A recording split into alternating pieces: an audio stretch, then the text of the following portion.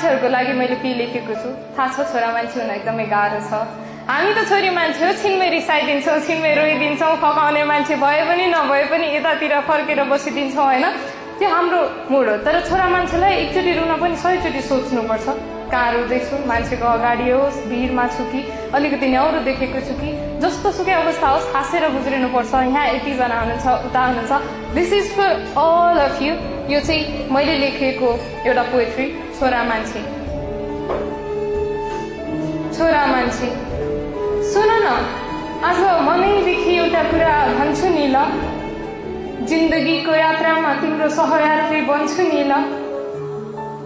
थाहा छ तिमी छोरा मान्छे हौ, परिवारको जिम्मेवारीले तिम्रो काँध दबिएको छ, उमेरसँगै नयाँ जिम्मेवारीहरू थपिएको छ। तर तिमी हिम्मत नहार्नु ल, अरूको खुसीको लागि आफ्नो खुसी अलपत्र नपार्नु ल, सबैको रहर पूरा गर्न आफ्नै रहर नमार्नु ल। जिम्मेवारीले दबिएको तिम्रो कामलाई सहारा काँध म देउला नि, तिमी हात दिनु साथ म देउला नि, तिमी रुँदा तिम्रो आँसु पुछिदेउला नि, तिमी भनेर त हेर म सबै कुरा बुझिदेउला नि। तिमी मलाई माया दिनु, बदलामा म तिमीलाई खुसी देउला नि।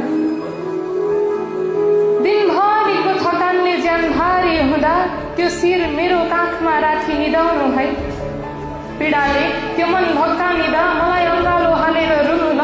म भन्दिन छोरा मान्छे भएर नि रुन्छ भनेर, म भन्दिन कि छोरा मान्छे भएर नि रुन्छ भनेर, किनकि मलाई थाहा छ छोरा मान्छेको पनि मन हुन्छ भनेर।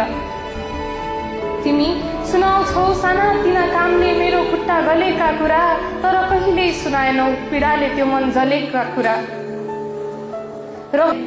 रहर त तिम्रो पनि धेरै थिए होला नि है, भाग्यले कति अधुरो बनाइदिए होला नि है।